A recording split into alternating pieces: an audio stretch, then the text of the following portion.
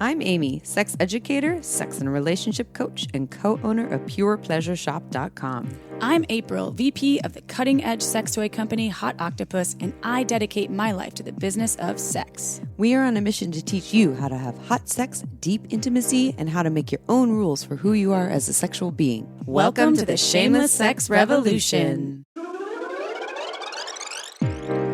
Want to learn more? Go to shamelesssex.com. And for 15% off of some of our favorite sex toys, use code SHAMELESSSEX at PurePleasureShop.com. You were listening to a pleasure podcast. For more from our sex podcast collective, visit pleasurepodcasts.com. Well, hello, everyone. Hi, everybody. Guess what? What? I lost my muff. Yeah, you did, to the mic. Well, technically, we loaned it to our old mics, and forgot now that you have one of my socks on. Yeah, it's so professional. I have to out myself, y'all. So we have these muffs on our mics, and mine was not, did not have it. And so April grabbed a sock, and then she's also like, I don't know if that's a clean sock. So I have my mouth really close to April's dirty sock. I've been known to double wear or triple wear socks before. I don't feel like it stinks. I smelled it. No, it smells like laundry detergent. It smells really good, actually. It smells. Do I look stupid? No, you look really precious. I'm rocking it. I hope that it sounds okay. If it doesn't sound that great, I'm really sorry, but it's a dirty sock. So what can I do?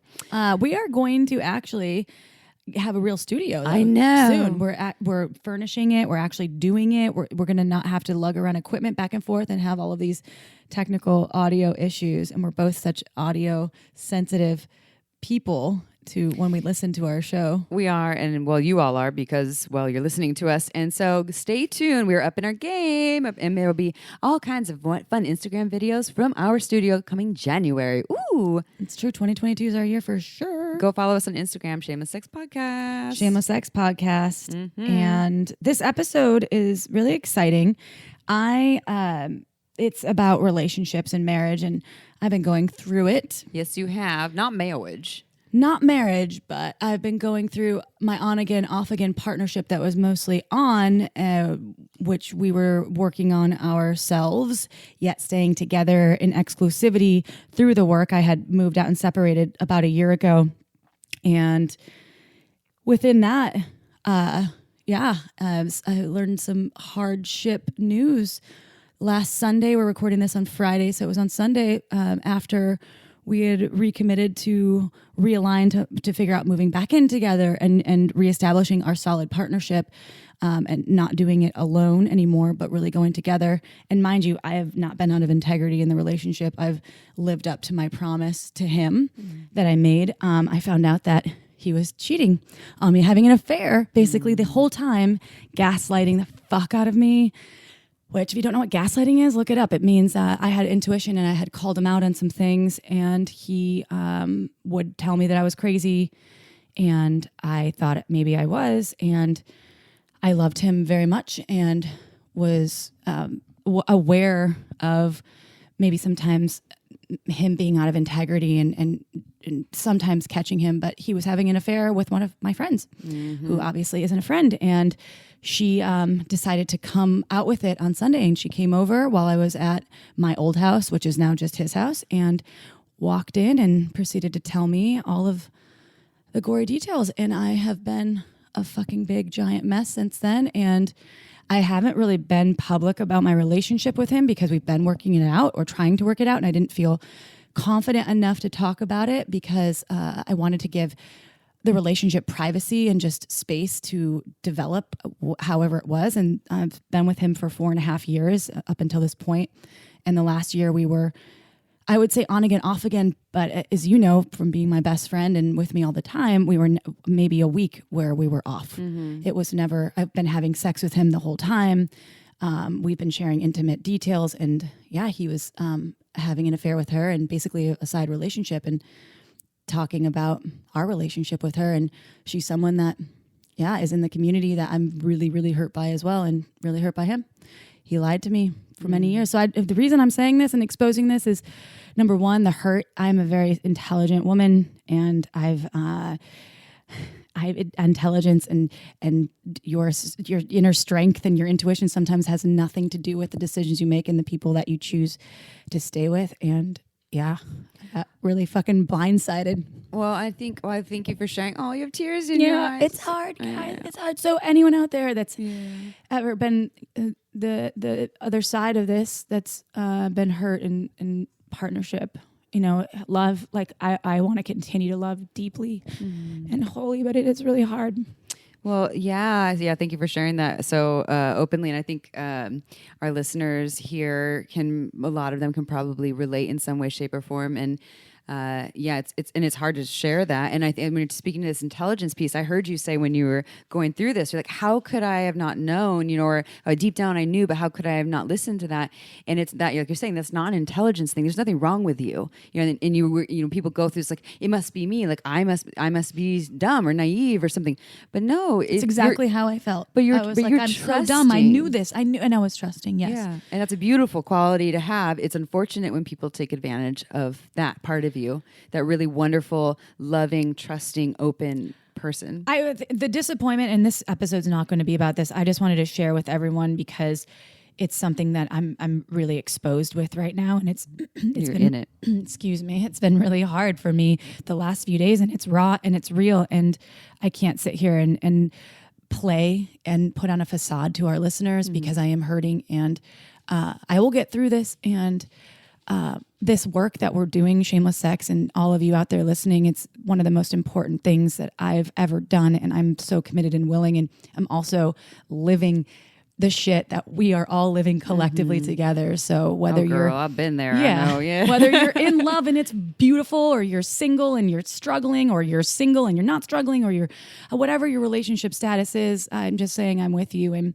And live in integrity, people. That's the one thing I think if you can do solidly in work, in life, with friends, you will prosper. And that's the message that I'm taking away from this. And I'm pretty fucking squeaky clean in terms of what I contributed on my end with exclusivity. And I'm not perfect. I did some fucked up things in terms of reactivity and not being proactive in the relationship. And some of my ugliness came out. However, I also... I can't ever go back with someone that just lies again and again, even as a friend. That would be really hard. I'm not saying that it's not possible to forgive people, because I think that you can, but you need to go through the stages, which I'm not going to say I need to go through the stages, not you out there. If you don't want to, you can hold on to your anger if you're experiencing anything like this, but I'm in the acceptance phase now. Amy had to like really talk me off a ledge. I was like, I'm so bad. I want to do some bad things, but I wouldn't have, by the way. We're taking the higher road in this one, the higher road. You're right, but I'm so mad. I want to burn down I would never do that, by the way. And well, it's good to feel the rage and the anger, but it doesn't mean we have to act on it in all the ways that our rage and anger inspires us to. And I know that you weren't going to actually do the things, but you were feeling it, and it needs to be felt though, because otherwise it's repressed. Like, I went through something very similar that you're going through, multiple rounds with an ex-partner, and I didn't feel my anger for 2 years. And 2 years later, after breaking up, then I finally felt the rage. And so, I mean, I'm glad you're feeling it now. I'm so glad that you're experiencing all the things that you need to experience. My rage has started to turn to acceptance. I was really sad first, and then I was really angry. And now, only a few days later, it's turning into acceptance. And I am a forgiving, loving person, and I don't like to walk around with anger. I don't wear anger well. It's not even, I had my astrology done, and there's no, like, I'm not an angry person. It's written in my cosmos. If you tuned out now, I'm sorry, but it's true. I like astrology. I needed some support. And I will say thank you to my friends. Thank you to Amy. Thank you to all my friends that have been supporting me through this. And fuck yeah, I will get through this. And I just, again, want to give my gratitude for everyone listening right now and holding space for me and when I'm sharing this, because I need you too, even though I can't see your face. Well, I appreciate it. The podcast and the listeners and the emails you all send us and the things that are happening over here in Shameless Sex headquarters are a big part of what keeps us going over here, even when things are hard. We have this as our inspiration, and I think those are some good like breakup tips. There's one, letting yourself feel all the feels, and then also surrounding yourself by people that love you or reaching out for help in like, you didn't even ask for help. We're like, we're going to help you, and then also having other creative projects or things to help motivate you or, to just keep you fulfilled in life. And this episode's great for people that are in a marriage that maybe isn't going perfectly well, or a relationship not just that marriage. You want to improve. This is why we had Nate Klemp on the show. He was incredibly resourceful, knowledgeable. He's so smart. Didn't he say that him and his wife, so it's Nate Klemp, PhD, and his wife who co-wrote this book, The 80-80 Marriage, didn't he say that they were almost going to get divorced? They did. Yes. They were going through it. He did mention something like that in the beginning, and he's full of such wonderful information. So this episode, whether you're like me right now hurting, or you're in a relationship and you want to improve it, or maybe you're in a great relationship, this episode's going to be very insightful for you. Or if you're going to get in a relationship in the future and you're a single person, there's great tips there that I really like. And you'll hear more about it, what it is an 80-80 marriage, because the numbers don't add up. I really like it. And we definitely ask questions more about relationship than marriage. So just so you know, it's not, if you're not married, it's not just about marriage, it's about relationships in general. So stay tuned. And April, I love you, and I know all of our listeners love you, and I love when we share in such a raw way on the podcast because that's what Shameless Sex is all about. Yeah. It's hard for me, by the way. That was hard. I know. I was big. I was like, she's doing it, and she's actually crying on the air. This is big. I don't cry often, everyone, but I'm real vulnerable right now. I've been letting it out. I've been letting it out. Ye old waterworks over here. It's a good medicine. Don't be afraid to cry. Okay, so I'm just gonna. I don't want to, move away from your feelings. No. Let's move. Let's move away. This is a show. We need to actually get on. We have a sex question, but first before we do the sex question, I want to say that we are now on a platform called Discord, and it is an app. And what Discord is kind of like, I'm not going to use the name because that's another app, but it's like a chat app, basically a text app, and you can go on there and connect with other Shameless Sex fans.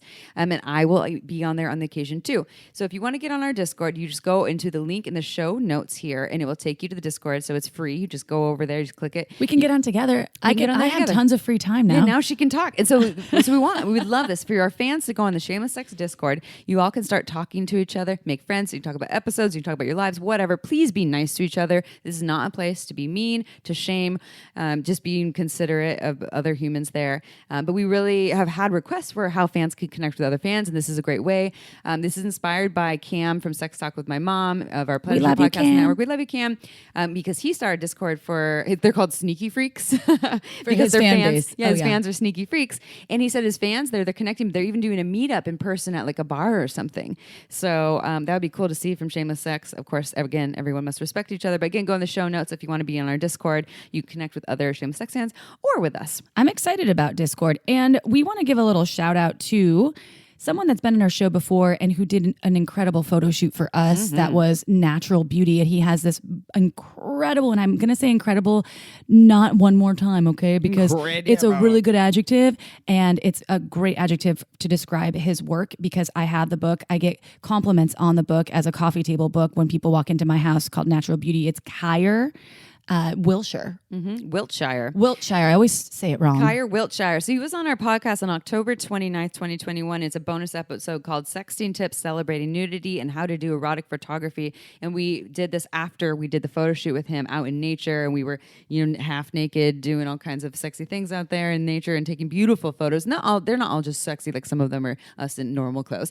But like April said, some of them look like our senior pics. Yes. Like we could be like senior pics. This is my date right here. Which he did not want to do because he was like, I think we need to keep it more sexy. I'm like, no, we need to do PG-13 for the kids. We did a little bit of everything. But like April was saying, this is a great gift item. Or if you didn't get what you want for the holidays, you can get it for yourself or give it to someone. Maybe you didn't get them the right thing that they were into. So go to Kyer, that's Kyer, naturalbeauty.com. This is where you can get this book. Again, it is inspirational as well. Go listen to the episode, bonus episode from October 29th, and you can learn more about it too. We love you, Kyer, and we love all of you listeners. All right, sex question time? I'm ready for a sex. I didn't read it. This is fresh to me. Surprise again. Oh, they said we can use their name. This is from Julia. Oh. Julia says, I'm a single woman looking for a long-term committed partnership. In my quest, I have begun a relationship with someone who meets many of my needs, but not all of them, especially in the emotional realm. We have really good sex and are exploring kink in ways that I never have before. I want to continue some sort of relationship with this person, particularly a sexual one, but I'm starting to see that he's not the one. How can I communicate this to him and also make space for finding the true partner for me? I love this question. So how can you communicate to this person that you don't see them as a forever person or the one or a long-term relationship person for you, but you still want to have a sexual relationship with them, and you want to create space to be open to find someone new? I'm going to go with shit sandwich right here, April. Well, I think that is a good suggestion. What? I didn't even explain it yet. But No. Okay. So what you got? Well, my question is, she said she's a single woman looking for a long-term committed partnership, and then she's begun a relationship, and it sounds like it's not exclusive. It doesn't sound like it's there yet, but it's going in this direction is my guess. And that she hasn't had the conversation of, hey, actually, I'm not really feeling this as a relationship. So that's in there. Like, she's starting to feel that in her, but she hasn't conveyed that yet. And she needs to convey that to this person. Just don't lie, okay? Oh, God. April's like, I can't take any more lies. If you lie to someone, April's going to be really hurt. I'm going to be really mad. Yeah, you'll make April cry. Don't do that. Sorry, so I didn't mean to interrupt you. I just shit. was trying to get clear on that piece. Yeah. That's why I wanted to double check with you. So you said shit sandwich. I mean, and haven't now you go been from there before when you started to see, oh yeah, we're starting to spend a lot of time together. They might have strong feels for me. I'm not really there, and now I need to have this conversation with them. But I still kind of want to hang out with them, maybe have some sex. That happened to me before the person that I was with for the past 4.5 years. Yeah. The person before that, he started calling me his girlfriend, and I was like, I'm not your girlfriend. And I had to be really Blunt. I had to be very blunt, but gently blunt. Yeah. It was shit sandwich blunt. So Shit I like sandwich. where you're going with this, because Yeah. I was like, look, I really like hanging out with you.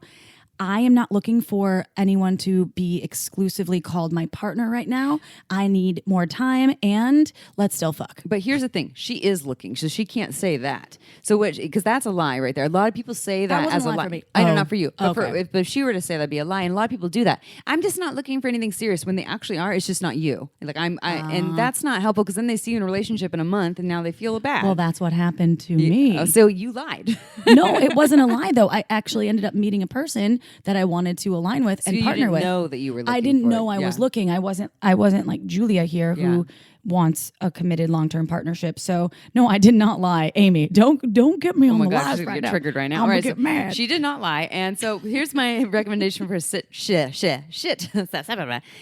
sandwich. My recommendation is you start with something that is true, authentic, and some sort of praise, compliment, or appreciation that you're enjoying, which there's some really great things. I really love spending time with you, or I really like spending time with you. The sex we're having is super hot. I'm really into it. I would love for that to keep going. And I'm just not feeling a full alignment here in our connection. There's just some other ways it doesn't seem like we fully align for me, and that's okay. And I'm curious if you're open to still spending time with me in a way that isn't working towards a committed relationship. I understand if not, that's all good, but I need to be honest with you. I mean, that might not still feel good for that person, and we have to be okay with people getting disappointed. But if you say it in a way that is true, authentic, loving, that's as real as it could get, and they're still upset, then that's theirs, and that's okay. But that's all you really can do. I know if I heard that, I'd be a little bummed. I'd be like, well, that kind of sucks, because I was feeling really aligned here, but okay.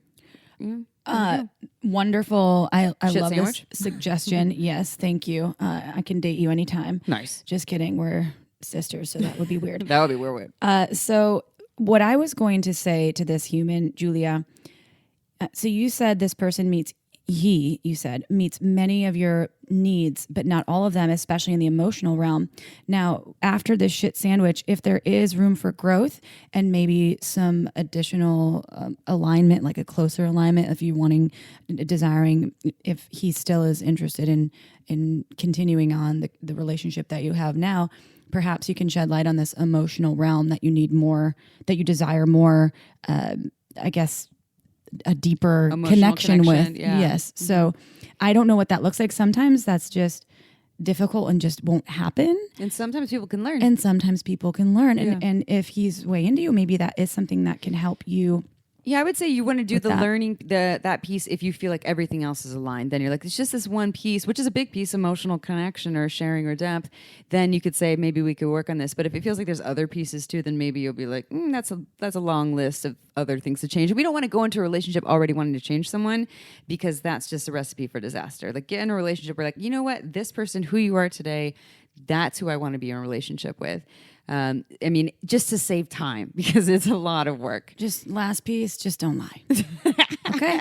That's it. No lies. All right. Moving on. Moving on. All right. So before we talk about our wonderful guests and dive into the interview, we want to give a shout out to OMG Yes. We love OMG Yes. Oh my God. OMGYes.com. So if you go to omgyes.com/shameless, you get 10% off of some of our favorite sex ed videos for vulva owners or admirers of vulvas. Season 1 is all about external vulva pleasure, and season 2 is all about internal vulva pleasure. And they show you all these techniques in tasteful videos on how to please the vulva. So if you already have amazing orgasms, you want to have better orgasms, or maybe orgasms are hard for you, or maybe you want to learn how to pleasure a vulva, omgyes.com/shameless is amazing. It You might remember change your how life. many people, vulva owners? 20,000? Yes, finally. Yes, nailed it. Between the ages of 18 to 95. I just want to give you 2 or 3 examples. So they do things, there's layering or indirect pleasure through the surrounding skin, or hinting, passing by, and only occasionally indulging. So these are some of the techniques that they go over, the practical pleasure techniques. And I love that. They're amazing. We've worked with them forever and we love them. They couldn't do it more tastefully and beautifully. Yeah. Go to omgs.com/shameless. Again, you get 10% off, and it just might change your life. Are you ready for a bio? I love hearing all about Nate Klemp, PhD. PhD. D's nuts. Sorry, I had to knew do it was coming. I knew it. I was like, Oh, it's your coming. little frat boy wore off on me. Okay, anyways. Oh, it did. Okay. Nate Klemp, PhD, is a writer, philosopher, and entrepreneur. Along with his wife, Kaley, he is the author of the newly released book, The 80-80 Marriage, a new model for a happier, stronger marriage.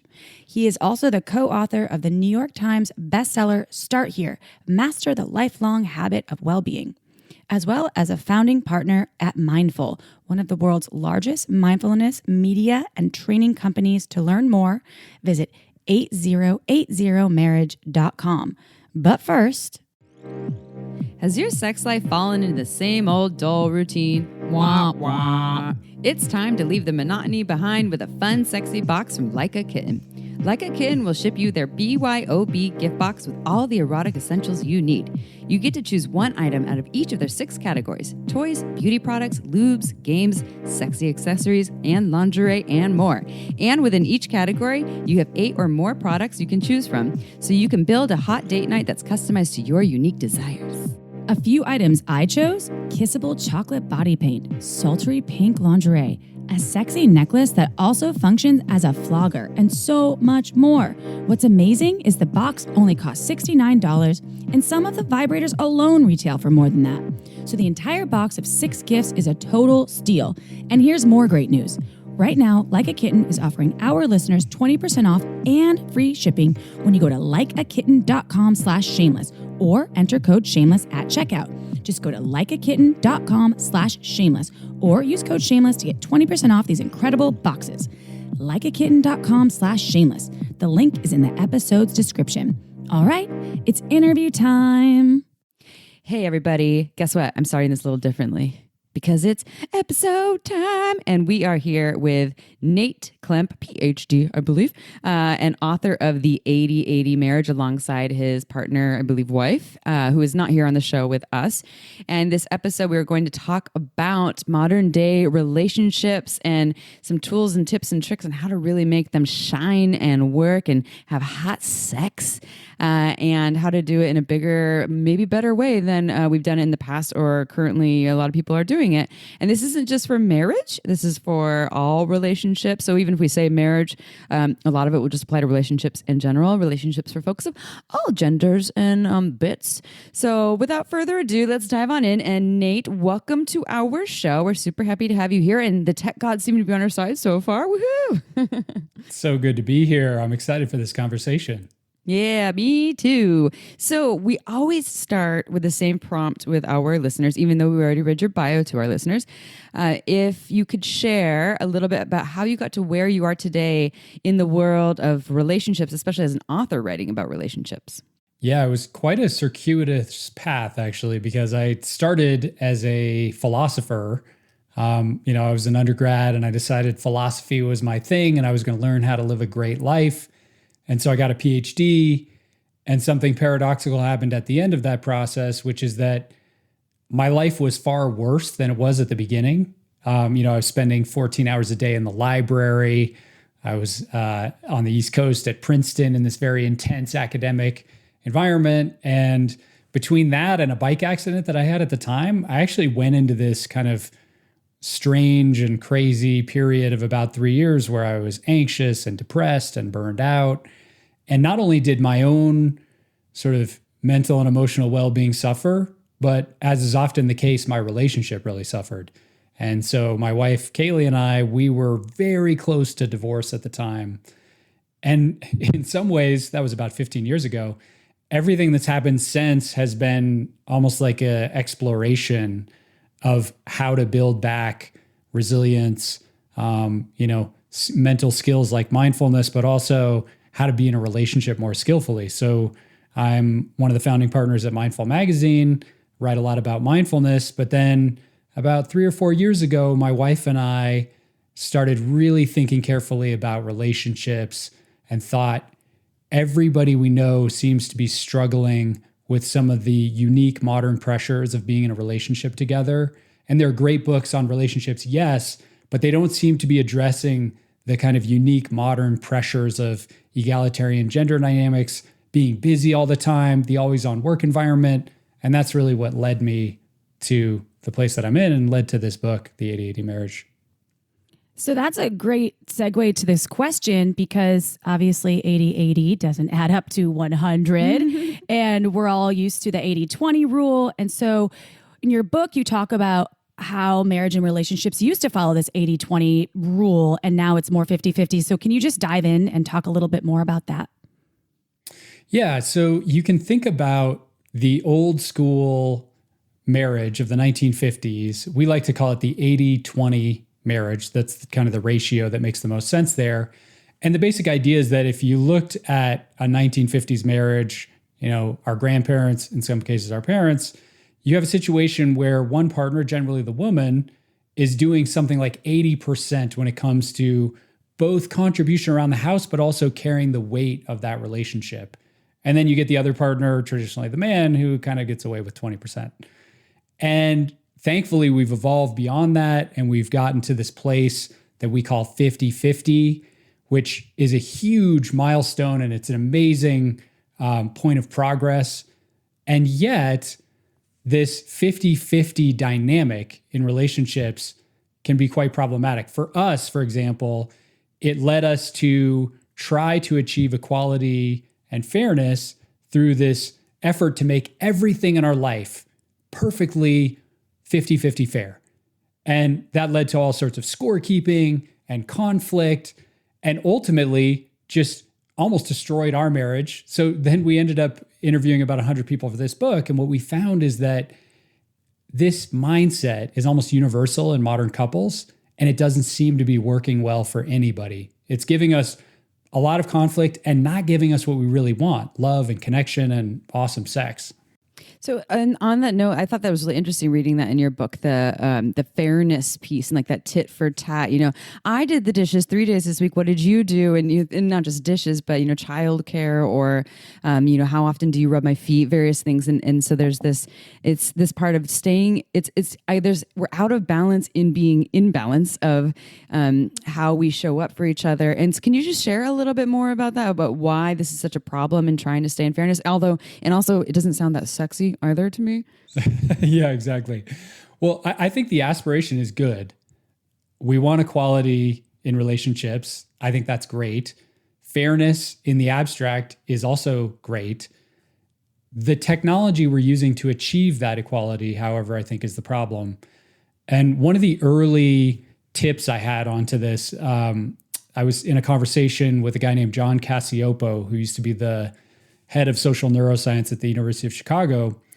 And about 5 or 6 years ago, he told me about this research that for me was totally game-changing, which is that they looked closely at couples in relationships, and they found that when it came to their assessments of what is or isn't fair, they were clouded by all sorts of cognitive biases that made it almost impossible to make these judgments. So, one of these is what psychologists call availability bias, which is just a fancy way of saying that in my relationship, everything that I do all of my wonderful acts, like taking out the trash and doing the dishes and taking our kid to school, that information is all available to me and I see it in real time. But when it comes to my partner, Kaley, what she does, some of it I see, some of it I don't. And so I have this tendency to systematically underestimate what my partner does. And then there's other research showing that we have this overestimation bias, so that when it comes to housework and childcare, we tend to systematically overestimate the amount of time we've spent on these tasks. So, I say I clean up the house for 90 minutes. It was really more like 60 minutes. And I think those two pieces are so important, because what that says is that in relationships, we're trying to make everything fair. We're trying to be equals. And yet, to make these assessments, we're basing them on totally flawed data, basically pure delusion. And so it's no wonder that this isn't working and that we're fighting all the time, because the data we're working with is just terrible. Okay, so in terms of, obviously this book, you define an 80-80 relationship, and you kind of dove into that a little bit. I want to learn, though, about the tips and the tools, because our listeners love that, for how couples can actually cultivate this. What are some steps that they can take? And then let's talk about that in relationships, in connection to sex as well. Yeah. One of the things we observed when we interviewed people about their marriage, which sets all this up, is this idea that your mindset in relationship is contagious. And I'm sure you've experienced this. When you are deep in that 50-50 mindset of resentment, and you go to have a conversation with your partner, it's very rare that they're going to be totally open and turned on and like totally in love with you, right? In fact, our brains are wired for the opposite. Your partner is going to mirror that back to you. Your resentment is going to be contagious. They're going to become resentful. So the reason that's important is that what this whole 80-80 thing is about really is the power of shifting your own mindset in a relationship from 50-50 to something more like what we call 80-80, which is basically just imagining that you were contributing to your relationship at 80%. And as you said, the math is like totally illogical. It doesn't make sense. There's no such thing as a 160% whole. But still, the irrationality of it is kind of the point. And the bigger idea is that if you're able to make that shift in mindset is contagious, that generosity has this way of creating a kind of upward spiral. And that's how you can start to shift out of this battle over what is or isn't fair. So in terms of like practically, how do you do that? I mean, there are a few things you can think about. One is just small acts of contribution can be so powerful. So like it doesn't have to be huge, but making your partner coffee or doing one of their jobs, even though it's not yours and it's not fair, or leaving a Post-it note on their computer monitor that just says, "I love you" in the morning, right? It can take 20 seconds, but it's huge. Appreciation is another thing. Revealing what's really going on, as a gift to your marriage is another thing you can do. So there are a lot of like practical micro habits and actions you can take, but the big idea is to sort of leverage the fact that mindset is so contagious to your advantage. Those points that you have in your book, and we'll wrap this around to sex in a minute, but those points that you have in your book, you said, I remember generosity was kind of like this, correct me if I'm wrong, is generosity kind of like this umbrella idea of showing up in a bigger way and being more generous? And then under that, there were kind of 3 key points that involved the appreciation, revealing. Can you highlight those pieces there again one more time? Yeah, exactly. So you can think of the mindset as radical generosity. That's almost like the umbrella concept. And then when it comes to how do you put that into action, how do you operationalize that, there's what you can think of as what you do in marriage, contribution, what you see in marriage, appreciation, because we tend to see all the ways our partner isn't measuring up or isn't doing things right. And we can flip those glasses, that's appreciation. And then revealing is really what you say. And this is a big barrier for a lot of couples because they're not saying what's actually happening. They're not revealing their full experience, both things that are good in their life, their hopes, their dreams, but also when you have those like little minor moments of conflict, those small unsaid truths, they just like build up and accumulate and, all of a sudden snowball into something major. And then so coming to the sex piece. Yes. How finally does to all this show sex. up in sex? So, I mean, yeah, let's go to sex. I'm sure I can bring in contribution, appreciation, and revealing. Is that like showing your nipple? Just kidding. So how does this all apply to sex and not just like, doing the dishes and showing, to picking up the kids and the various, logistics of the relationship. Logisticals. Yeah. Well, how does it apply to the testicles is what I want to know. I have never been asked how it applies to the testicles. You don't know? I Okay. love that I was just... You have more research Yeah, ahead of you. You must go discover. we have a lot more research to do here. You must give us credit. Okay. So how does this apply to sex? Well, I think if for people who are in a committed relationship, and particularly people who have kids, because we noticed in talking to couples, there's something really crazy that happens the moment you bring a child back, which is that free time becomes incredibly scarce. And all of a sudden there's 10x as many things that you have to worry about and do. So when that happens, but even in a committed relationship without kids, you might find that sex shifts from like the early days where it's just amazing and you stay up all night and it's like, spontaneous and impulsive and all of that, to what we call in the book check the box sex, which I think is really like the modern predicament of many couples with kids in particular.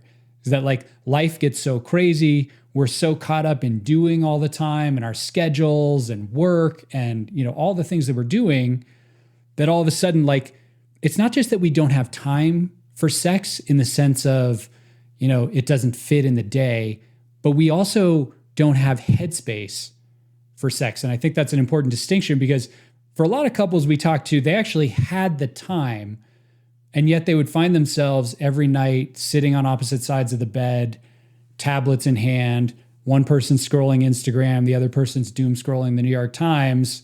And it's like, why aren't we doing this most amazing and pleasurable of all human acts? And why are we instead looking at Instagram? Like, that's so much less interesting. And part of that had to do with like, there just wasn't enough headspace.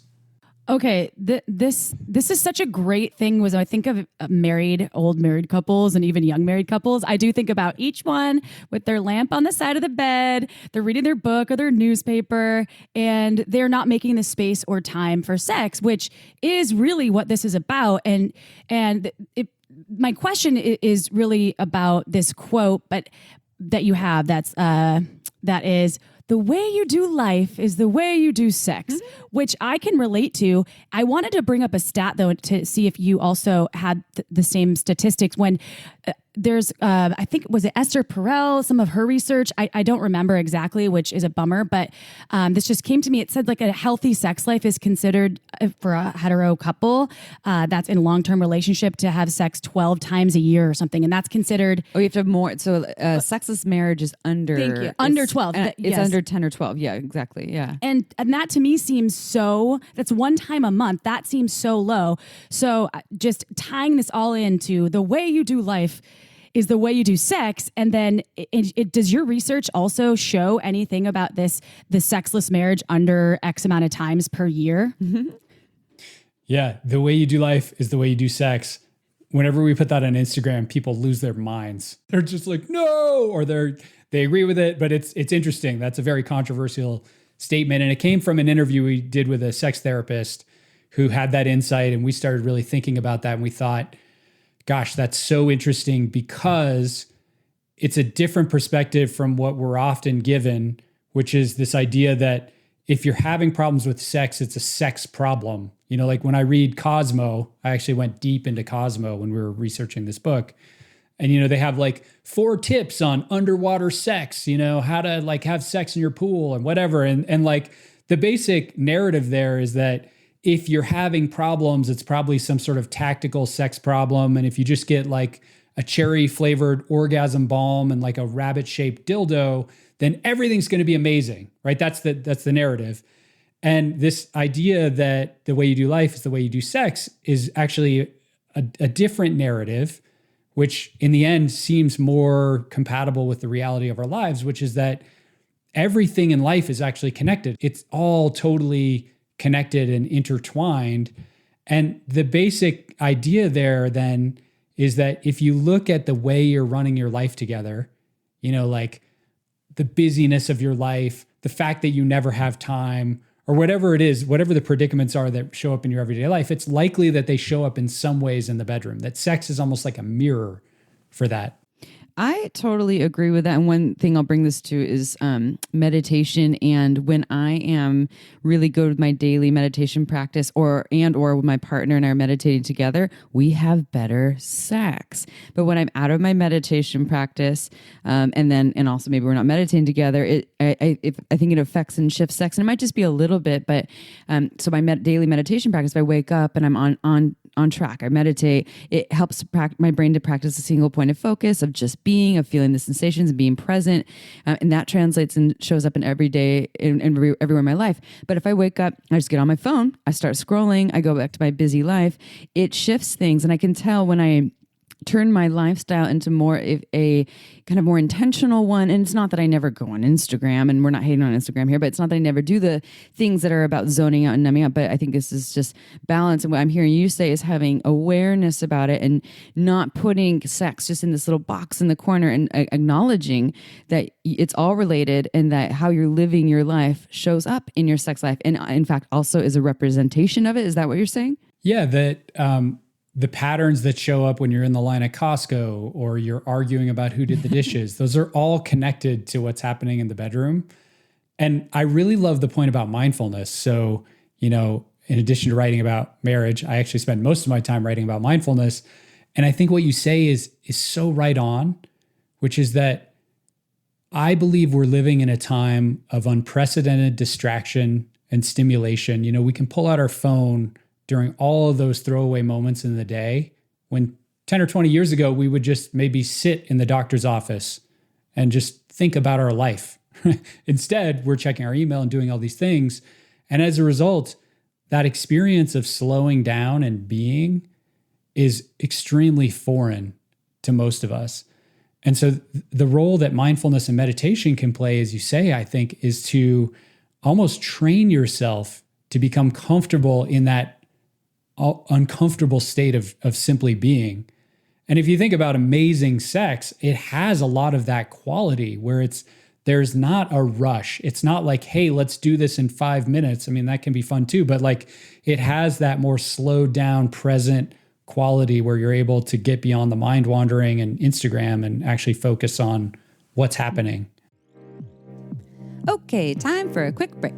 This podcast was made possible by Uberlube. It's a luxurious silicone lubricant that enhances sex and intimacy.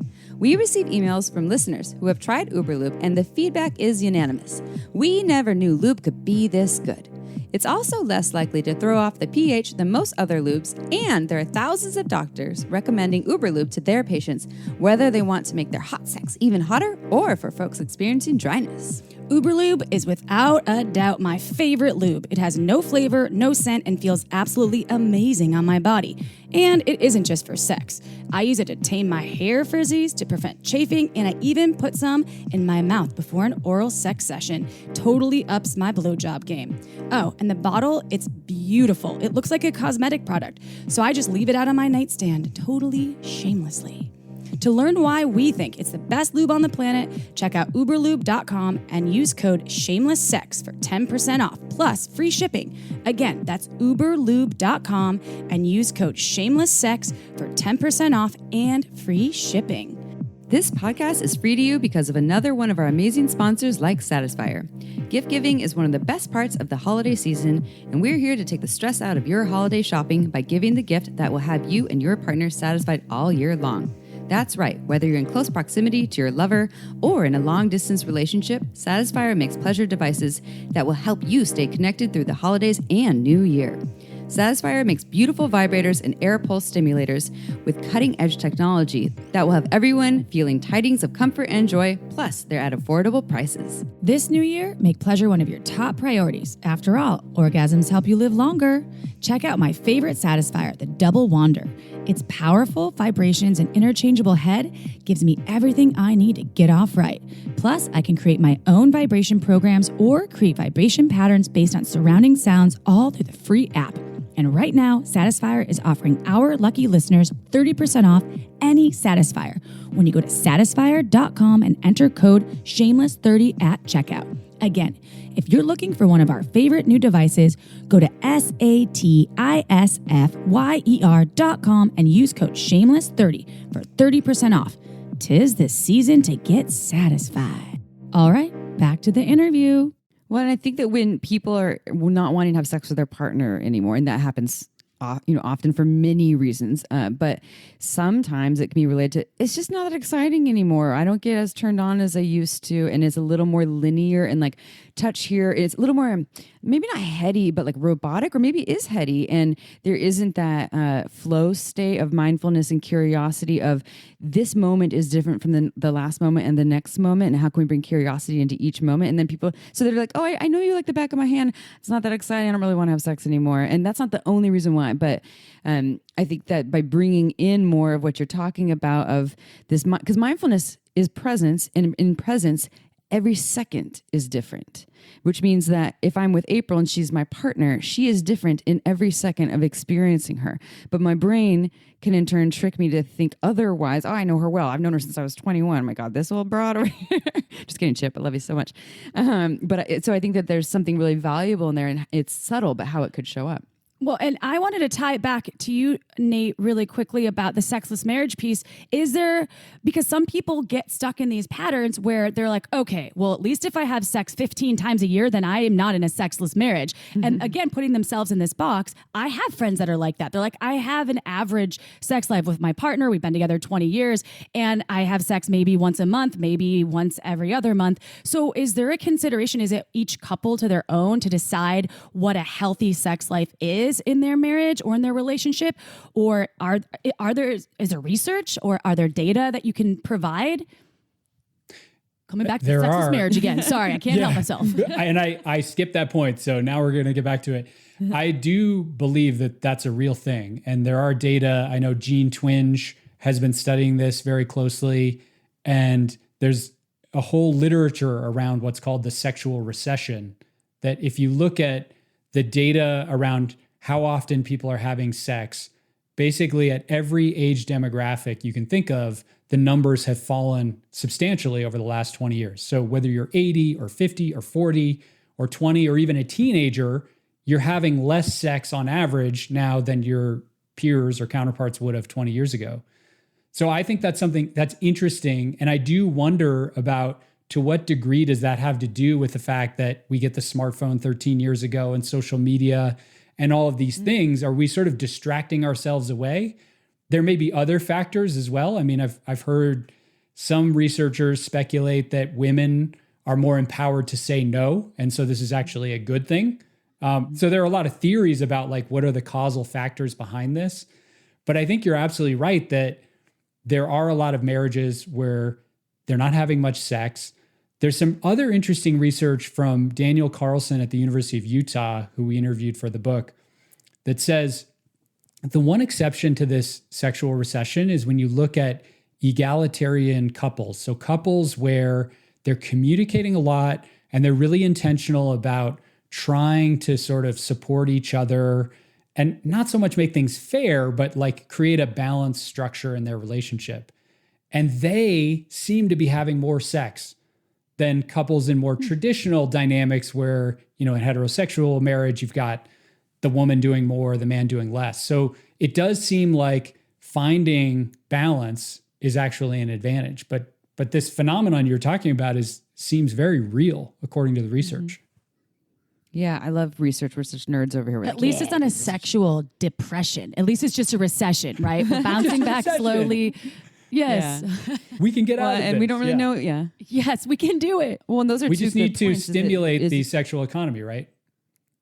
Yeah. Yes. Oh, yeah. Stimulate that sexual. We got to penetrate and stimulate. Hey, sexual economy. If you want to get stimulated, guess where you should go? PurePleasureShop.com. Owned by me and my mother. You can buy dildos and get stimulated. And you get 15% off a coupon code shameless sex. Okay, anyways. So back to the podcast. Sorry, I went on a tangent there. Anyways, so I have a question about some structural tools that couples can use to inspire more intimacy. Do you have anything anything that you can share about that? Like specific ideas that they can apply to inspire more hotness or eroticism or connection? Yeah, absolutely. Well, one of the things we ran into a lot in interviewing couples, and we've experienced in our own relationship, is this idea. There's a fancy sounding technical name for this: sexual desire discrepancy, SDD, which is basically like one person wants it more, one person wants it less. But that turns out to be a big deal, especially once you get a more complicated relationship with logistics and maybe kids. And so that is a really interesting dynamic. And what we found is it can create this power struggle between two parties. One is the initiator, the high drive person, and the other is the gatekeeper, the low drive person. And you start to get into all these really complicated dynamics where one person wants it more, and they might feel rejected when the other person says no, or they might stop asking. And, people often don't talk about this because it's super taboo and it's uncomfortable.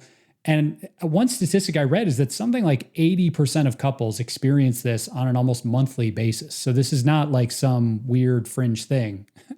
Everybody's experiencing this.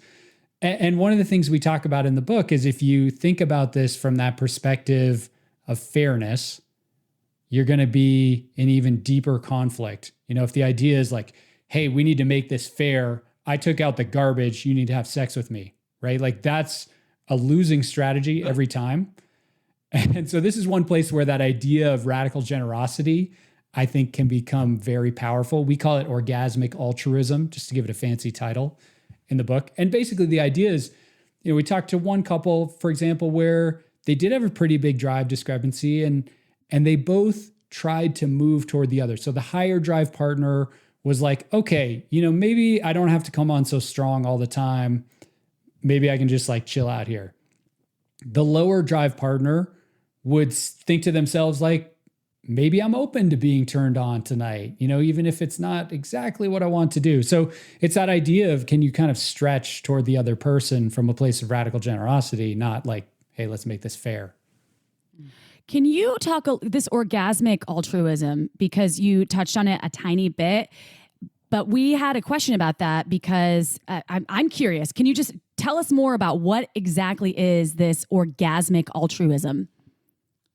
Well, yeah, it's basically what I was describing, that there is just this power struggle that can happen.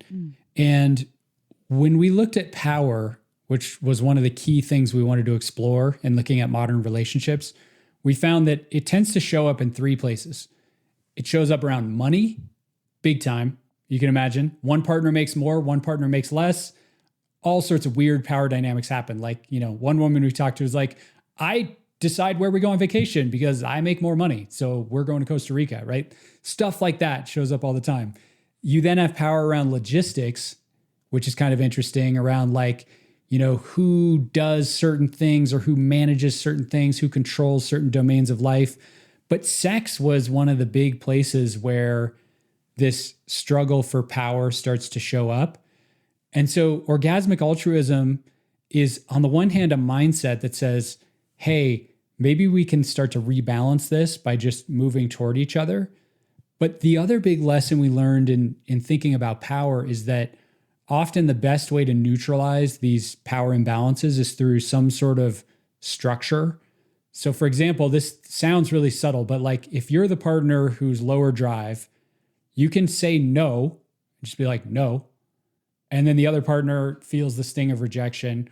Or you could say something like, I'm not feeling it tonight, but tomorrow night it's on. And so that's actually a structural move that's happening there, where you're saying no tonight, but you're saying, hey, let's put this on our sexual calendar for the next night.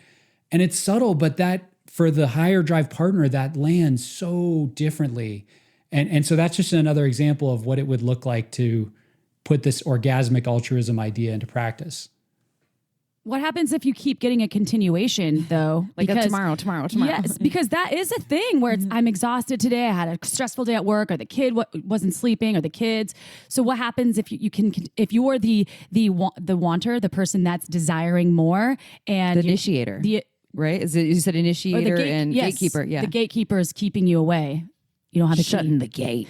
slamming. That is real. That is totally real, where the gatekeeper says no tomorrow night, and it's this infinite recursive loop that never stops. And I think if that starts to happen, obviously that's a place where there's some revealing that needs to happen, because I would imagine there's a lot of frustration on the part of the initiator, and at a certain point they're just going to give up. And so actually having a conversation about that, and then maybe looking one level deeper at what are our priorities and boundaries in our life that are allowing us to live in this perpetual condition where we never have enough either actual time or headspace to do this. You know, like I think a lot of couples, they are running so thin and they're saying yes to so much and prioritizing literally everything in life over their time together as a couple. You know, like I'm going to prioritize my neighbor who wants help moving crap out of his garage. I'm going to prioritize my coworker who just emailed me at 8 p.m. All of that is often getting prioritized over sex. So there's like a bigger priorities, boundaries thing here that would likely have to happen to actually create time. Yeah, I love that. And one thing that, well, I don't love that that's happening, but there's an opportunity there, I guess is what I'm hearing, of how we can work together and reevaluate what our priorities are and make the relationship important and a priority, especially if there's other factors relying on you. I know a lot of folks who are parents and they prioritize their kids over their partnership. And while I think that that's probably important a lot of the time, if your partnership, there's a lot of resentment or disconnect, your kids can see that. It can show up in the way that you energetically are showing up in the world. And so again, it's balance of what's your priorities and where you show up and give energy and not putting the relationship on the back burner. And one other thing April and I talk about often on our podcast when it comes to sex is, curiosity, prioritizing some form of sex. When I say some form, it's that a lot of times people just think sex needs to happen one way, which is another reason why long-term relationships can get real boring when it comes to sex.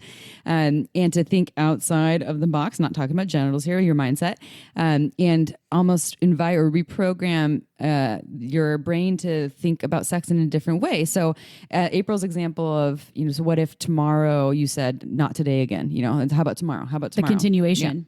Yeah. And then you're like, let's check in, because I feel like there's something maybe a little deeper going on here, and you discover that it's actually just sex isn't that exciting anymore.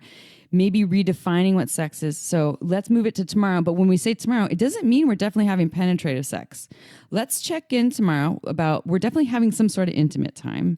And then let's see what's available and on the table. Yeah, today I do want intimate time. I'm not really feeling connected for penetration. My genitals are maybe, let's start to explore some softcore hand stuff, and then I'll see what else happens. This takes a lot of skill in being a good communicator, a good receiver, a good giver. And so it's not necessarily, it's easier said than done. But I think that can maybe take some of the pressure off the pressure valve there. I don't know. What do you think about that? Can I call you Doc? I love it. Yeah, I think that's so amazing. And what I hear you saying, which I totally agree with, is what if we thought about sex almost like creative art that we're doing together? And it would be so weird to say, hey, tomorrow after working for 12 hours, we're going to have a 15-minute block where we're going to come up with something beautiful and amazing and awe-inspiring. Like, we all know that that's impossible, that it needs to have space, and it also needs to happen in these kind of organic ways. And we need to try things that are different and new and novelty. And so what I hear you saying, which I just really resonate with, is in order to do that, we need to place not only, blocks in our calendar for that, but we need to place attention on that, because all the things you mentioned, that requires one person in the couple at least to think about, what are some different ways we can go about this? I mean, it requires some intentional thought and some planning and some mindfulness, really. Mm-hmm. And I think in some ways it starts to go back to priorities. Can you prioritize sex enough so that you're giving yourself that time and you're devoting that mind share to this amazing thing that's just wonderful and everybody loves it, but somehow it falls off the table a lot of times. Mm-hmm. Absolutely. If you really want, Nate, to get mind fucked, if anybody out there wants to, a quick 10-minute read. I just learned about it from Tim Ferriss's podcast, but it's like on a blog. It's called The Tail End by Tim Urban.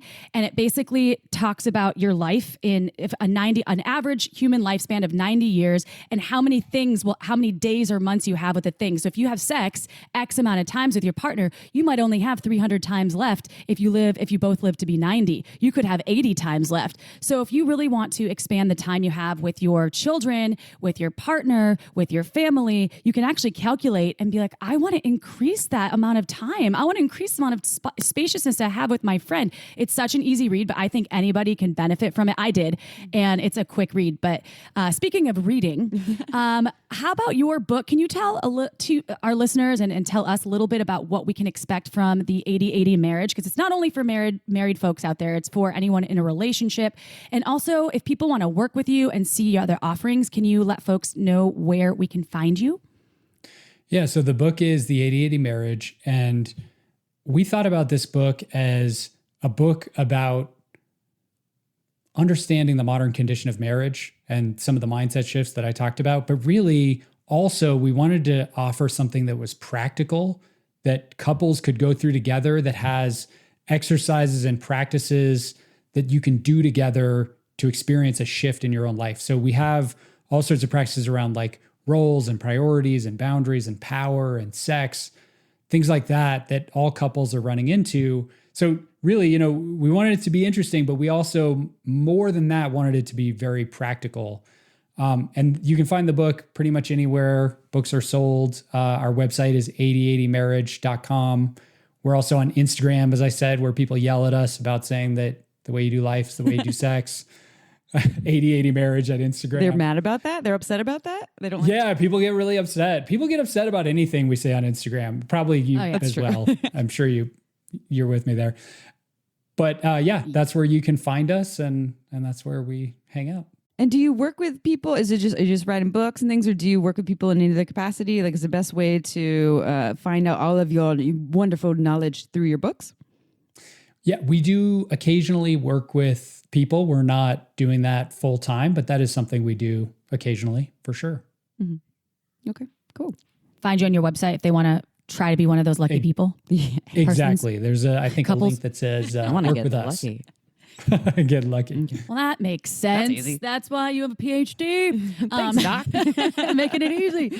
Well, we appreciate you spending time with us today and letting us know more about all the work that you're doing. I love when doctors write books that are practical, that apply tools that through research, and it sounds like through experiential work with your own partnership. And it looks like you have a successful marriage now because you're still in it after the 15-year mark when things were too intense. So I recommend for anybody out there that perhaps even if you're not married or you are married or you're in, sometimes relationships can need some work in the sex department or in all of the departments after a year in. And it doesn't mean that you're bad or you're doing something wrong. It means that there are people out there just like Dr. Nate Klemp and his partner that are offering you tools to help you improve your sex and relationships. So thank you, Nate, for being here with us. And I can't end the show without, even though neither Amy or I are drinking today.